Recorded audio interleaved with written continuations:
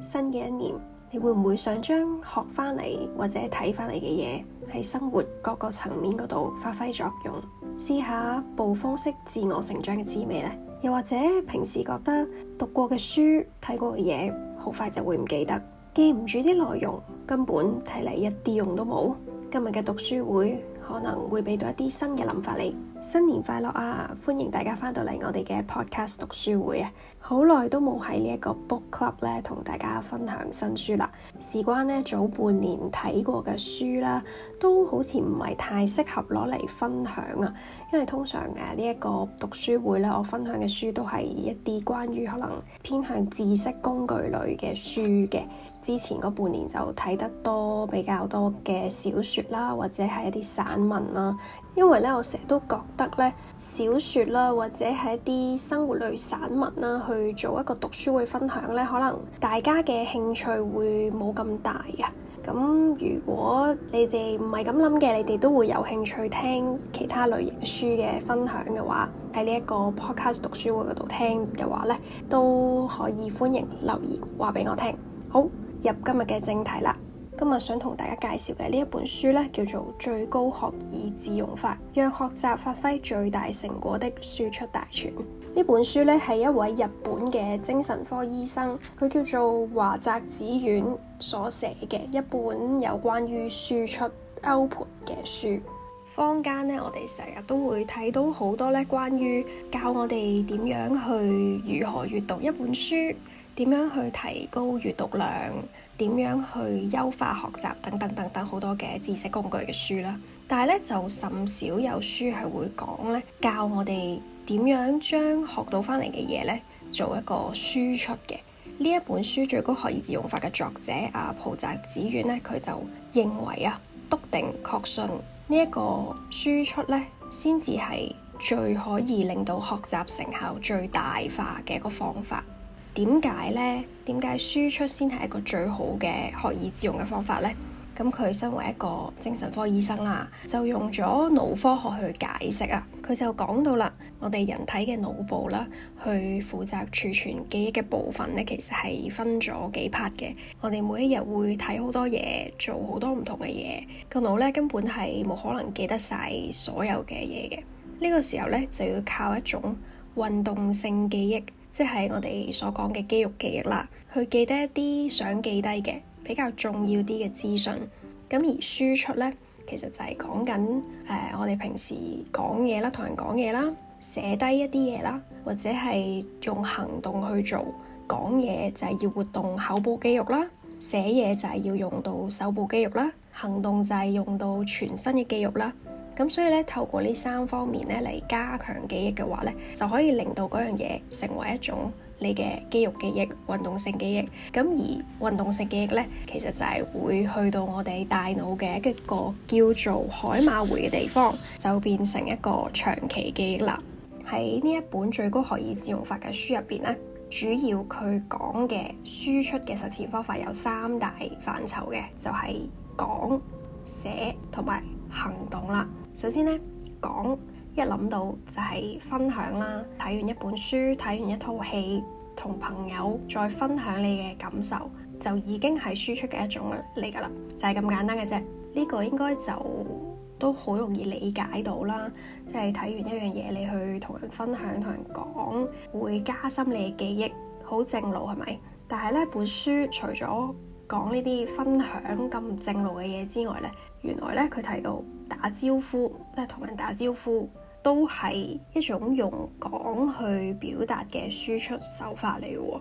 輸入都唔一定係限於睇書、睇戲或者上堂學習呢一啲，我哋平時睇新聞啦、碌 IG 啦，甚至係聽朋友去抱怨啦、傾訴、接收佢哋嘅一啲能量呢，都係輸入嘅一種嚟嘅。即係你唔單止係睇一啲實質嘅嘢，嗰啲先叫輸入嘅。你平時可能朝頭早一起身擘大眼，你聽到嘅嘢、睇到嘅光線，所有嘅嘢咧，都已經係一種輸入，去影響緊你嗰一日嘅情緒噶啦。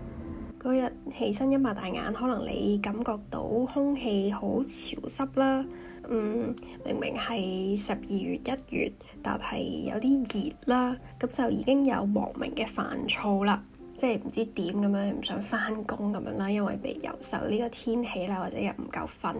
一啲等等嘅輸入影響到，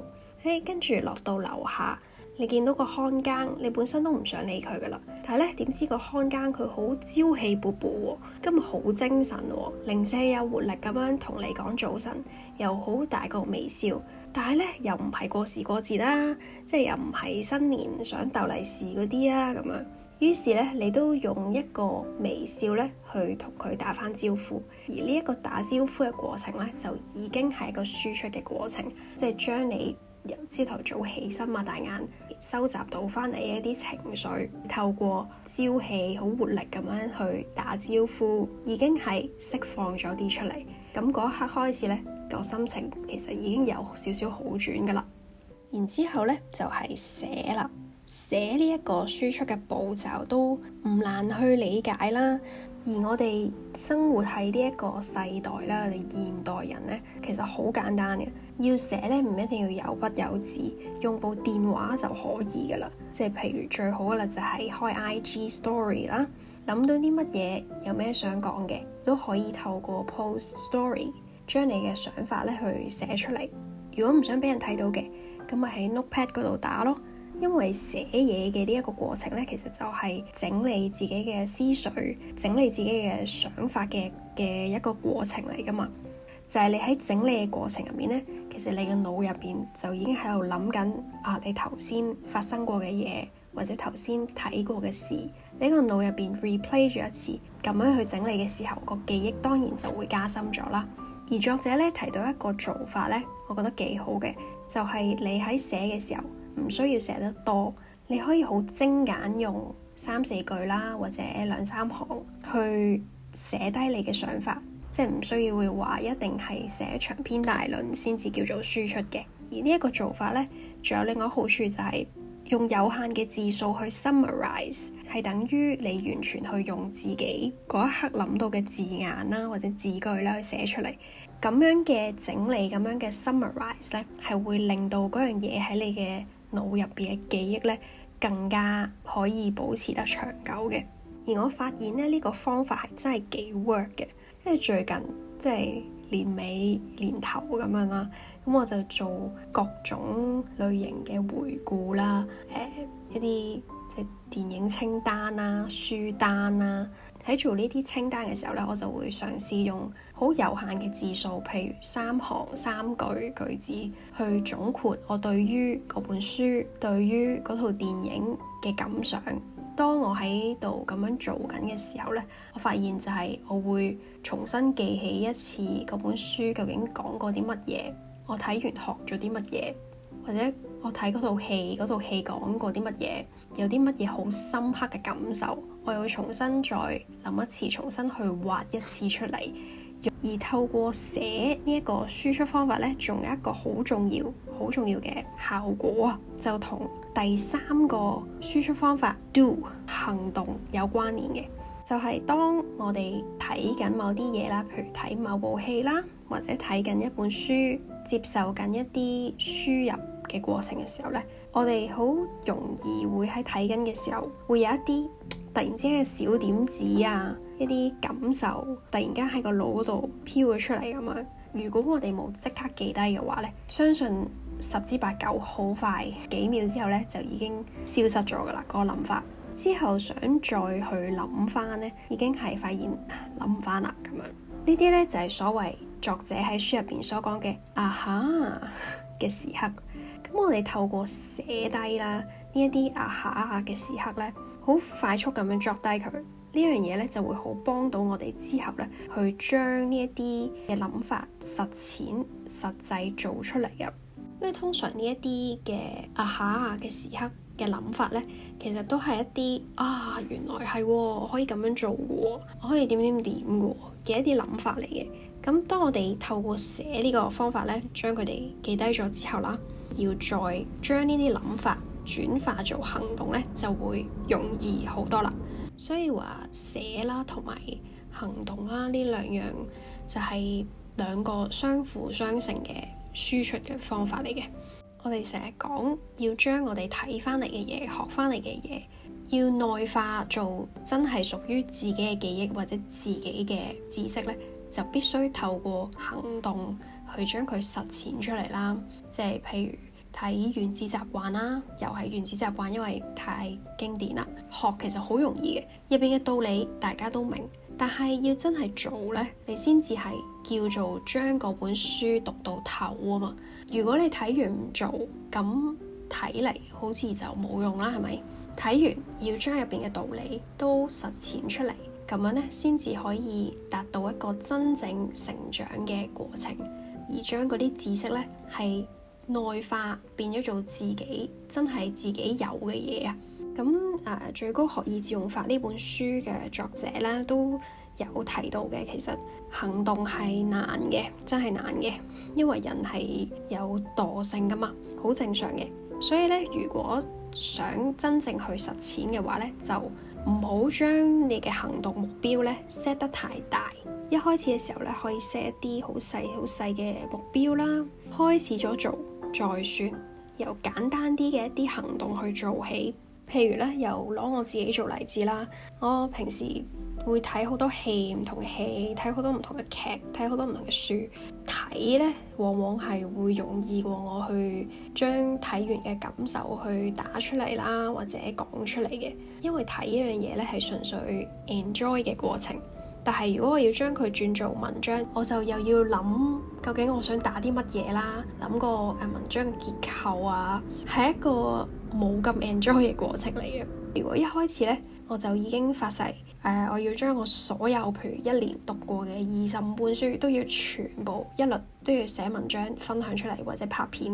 講出嚟，我就會覺得好大壓力，好辛苦啦。呢個目標就太大啦。咁我可能咧一開始嘅目標就係我要將我睇過嘅一啲知識工具類嘅書就去咁樣做啦，其他可能小說啊、散文嗰啲就唔需要咁樣做嘅，用譬如2-3句 post 咗出嚟就算噶啦，就 OK 噶啦。咁樣嘅目標咧細好多，我亦都會比較容易啲去執行啦。咁個行動做呢個行動，我嘅推動力咧先至可以保持得到啊，因為做到出嚟。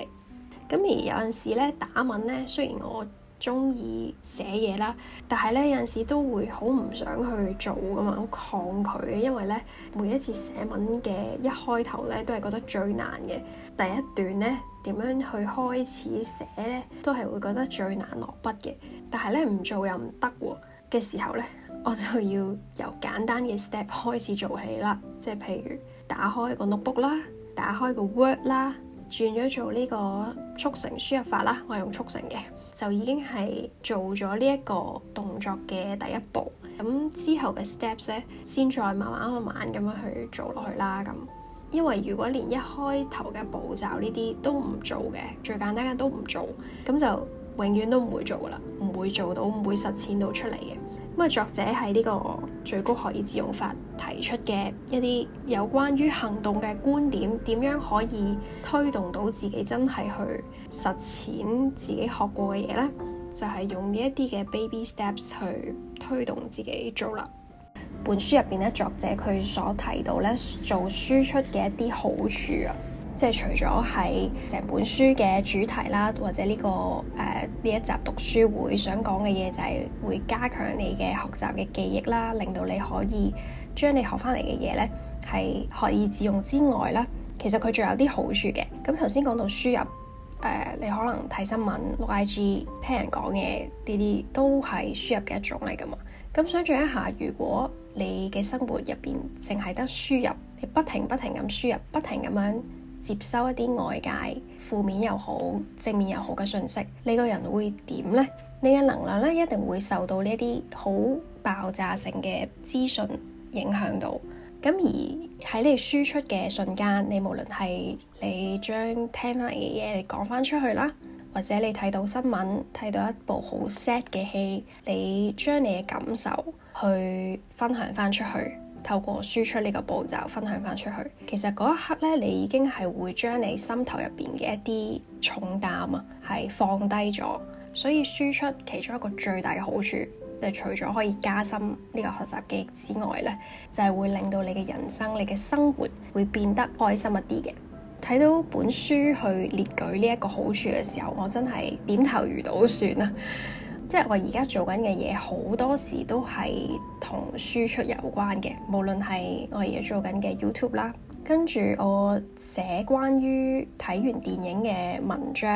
呢一啲種種咧，都係好多唔同類型嘅輸出。我發覺我喺過去呢1-2年唔同程度嘅輸出，我個人係平靜咗好多嘅情緒方面，即係好似一剪完條片或者一出咗篇文啦，我就放低個重擔，輕鬆晒咁樣。原來係真嘅喎。咁所以咧，就呢本書就係講緊呢樣嘢啦。即係好似今日咁樣做呢一集讀書會，我將一本書睇完，然之後做一個總結，再用我嘅說話去分享出嚟俾大家聽。我唔知道我嘅分享會唔會幫到大家，希望會可以幫到嘅，但係佢一定會幫到我自己成長啊！喺做緊呢一件事嘅時候呢，其實就已經係實踐緊作者喺呢一本書入邊所講嘅所有實踐方法。真係呢1-2年，我係特別對於輸出嘅成效呢係特別有感受。如果你喺新一年想試下有多啲嘅成長啦，令到生活咧有一啲微小但係有幾好嘅變化嘅話咧，我覺得呢本書係幾值得睇。好啦，咁今日嘅讀書會就嚟到呢一度啦，下次再同大家分享其他嘅書。多謝你哋收聽，拜拜。